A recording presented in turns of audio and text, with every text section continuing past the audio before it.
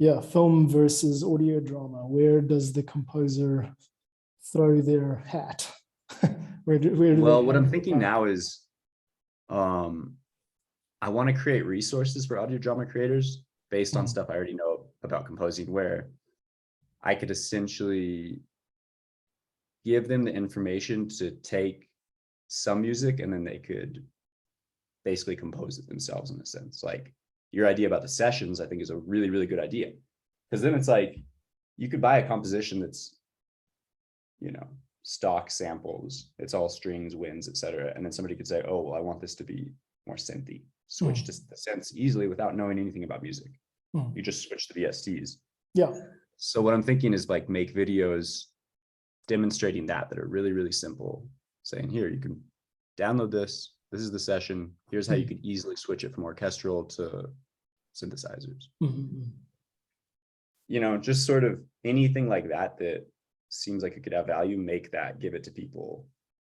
And then just also write about kind of my thoughts about audio drama. Like what are the ways that we can utilize this that haven't really been considered yet? All the pros. We were talking yesterday about young children and screen time.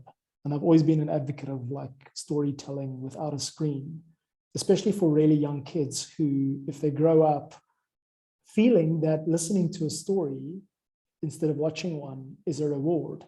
And if you are the one that teaches them that if you behave yourself, you'll get to listen to a story. Sure, the TV is always going to win. They're always going to love the TV, but that can be for like really special occasions. Whereas the default day-to-day reward can be less screen time, maybe one of each, maybe like 30-minute show on TV and a 30-minute audio drama. And then education, like we were saying, this gradual replacing of literal text books with audio as we become more and more like, high-tech meta creatures. So there's a lot of I just saw some of the what's his name, the Zuckerberg quotes from his recent interview. Oh yeah. I was watching that a couple of minutes ago, actually, just trying to figure out. That was Joe Rogan, huh? Yeah. Anyway, I want to hear his perspective. Of course, I don't.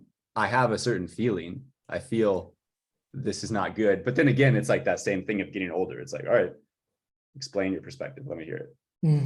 Because probably I was going to say, if I was older when Facebook came out, I probably would have been critical of it, but I think I'm critical of it now too.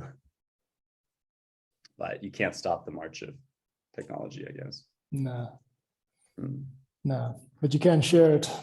I think that's where we have to be. So what if, let me tell you something that I discovered recently. It's a product that got featured on a show that I listened to.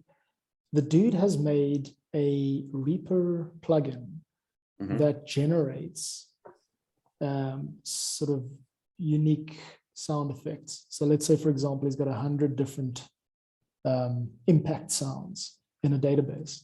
This plugin sits on a track, and then when triggered, it will spit out, sort of 10 layers, if you want, of different impacts that can then be tweaked. So basically what you've got is a button that generates a new sound, either algorithmically using random, probability and all that or whatever. So basically you've got a button that you push that puts out something that not everyone else is doing. And that's the hard part, because anyone can make something where you push a button and then you get exactly what everyone else is getting. And then it doesn't really sound unique.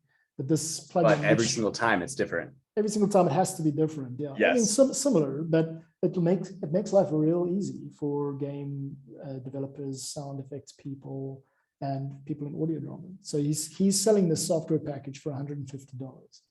Which I think is a pretty good deal if you're if you're a professional, because it works really well. It looks nice. It's got a whole bunch of settings. You can tweak it.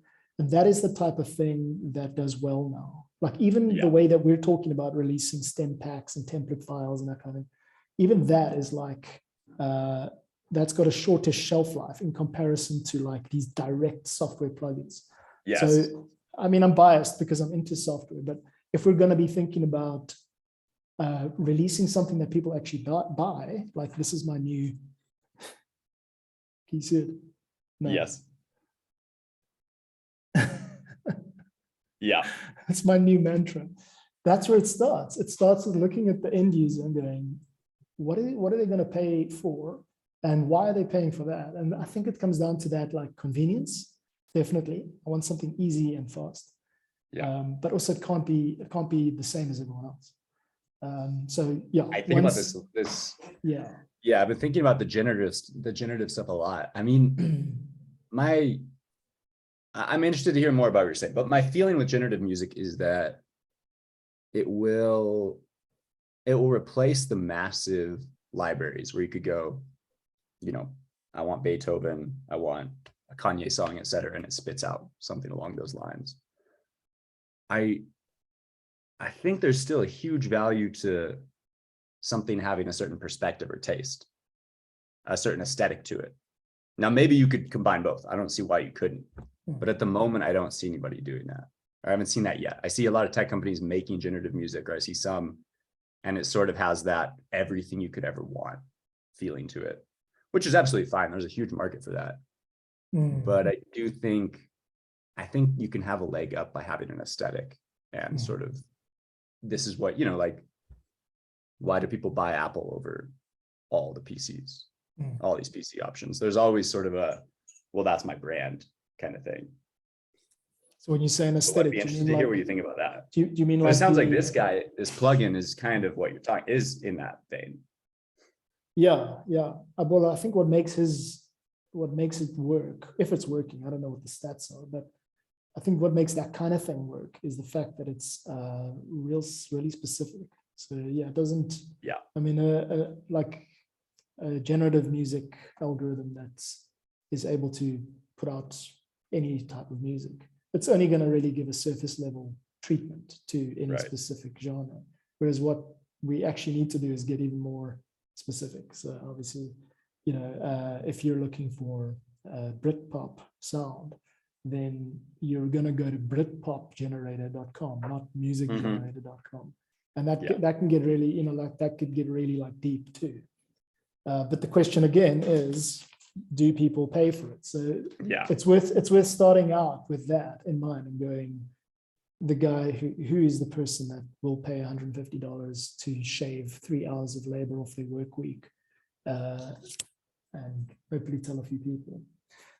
That's the question, man. Who's it for? Who's it always for? well, I mean, and you've seen DAWs going in this direction anyway. Like Ableton's what's it called, Max for Live plugins can basically do that. You can put an LFO on anything. So it's like, all I have to do is put a kick drum. And if I have an LFO with an EQ, I'm going to get maybe LFO, EQ, and reverb. I'm going to get impacts that are different every single time. So he's basically taking, he or she is taking that concept and just repackaging it. Yeah. Cool. So what are we going to do? How are we going to do this? I mean, I need to work on the app and keep that going, but what do you... Well, what I'm doing right now on my side is I'm kind of figuring out the aesthetic. Like I got a logo for it. I'm working on it. I'm working with an illustrator to create album covers that are always going to be sort of, it'll be different depending on the genre, but like similar aesthetic. And then I've set up my shop so I can sell, you can buy compositions for $30, compositions and stems for like 60, and then sessions for 100. Okay. And then I'm going to have like three different genres to start. There's going to be a horror one, a comedy, heroic one, and a mystery. And then I'm just going to start making content to help people be able to kind of score on their own, to be able to buy this and then apply it to their show. Yeah, and then put out videos going, here's what you get, here's how it works. Exactly. Yeah. And lead with just starting like, what'd you say? Lead with copyright free. That, royalty free. Exactly. Yeah, royalty free or whatever. Yeah, that's pretty much what any creator wants to hear now, is like, no takedowns, no issues, here now, direct deal, you know, like I am the composer. If there's a live instrument on this track, I played it or paid someone to play it in a session, and just make it clear that you're the rights holder through and through. Yeah, I think everything I do for it is going to be in Logic with stock instruments and stock plugins. That's it. Yeah. And then that's it. if people start to say, oh, that's cool, but I see most people use Ableton, or most people use I don't expect Pro Tools, but let's say most people are using Ableton, I'll just switch to doing it all in Ableton. Yeah. So they can Yeah. change anything, move anything around, and you just have ultimate freedom with it. Yeah. Yeah. Yeah. I mean, export the MIDI files too, so they don't even have to, they don't even have to get the Into the session. Yeah. the whole session. So they don't have to open up Logic and export the files themselves and just take that hurdle out of it. Right. Yeah, that's great. Yeah, just start putting out that stuff. You'll have to give something away for free, because otherwise you're not going to, in my experience, you don't end up getting noticed unless people are talking about you willingly. So something, doesn't matter what it is, it's got to just be. And the thing is, you got to also be putting out something regularly. Like, look at Kevin's channel, Kevin McLeod's channel. The stuff that he puts out is, I mean, I'm sure he would agree, it's not going to win any Grammys. And the reason that he does it like that, he'll take a track that's like 40 seconds and just loop it 3 times. And it's now like, or 6 times, it's going to turn into a 4-minute track.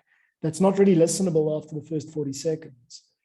But it's about content, because then he shows up in the feeds, another person subscribes because they notice him. So it's about also putting out stuff regularly enough. You'll get much better results, I think. But that's one prong of the fork, Erik. You've got your content creators who are sort of just, shoveling new stuff into the feed. And then you've got people who curate the sort of golden goose approach of like curating something really special and having the quality of it like be what people refer. I'm not sure where you want to land on that spectrum or whatever. I do know. Well, my feeling is that for the clients with producers and that are trying to make sort of like, they're trying to move more into the film production quality, I'm going to keep doing what I've been doing, where I'll do a custom score for you. I'll play the piano, I'll hire musicians, I'll go we'll go crazy. We'll do whatever. And then this will be, the music will be high quality and good for shows, but it'll be more like there's a unified aesthetic to the whole thing. There's not, I can't possibly compete with somebody who could do thousands of pieces of music. So every single idea, everything you could ever imagine, I can't compete with that. But if I had like 10 full scores that are different genres and then switch those out every month or so, and then, release, like one idea I had was to release a free pack of themes, like 20 themes that anybody could use, and give away the sessions too, so you could change them up. And then I was just thinking maybe a new collection every month, a video every week or so, also text. And then with every video I do, whatever session I'm using, you can have the session for free. You can download that. So you could either practice with it or you could have the music in it for free. That's kind of where I'm at the moment.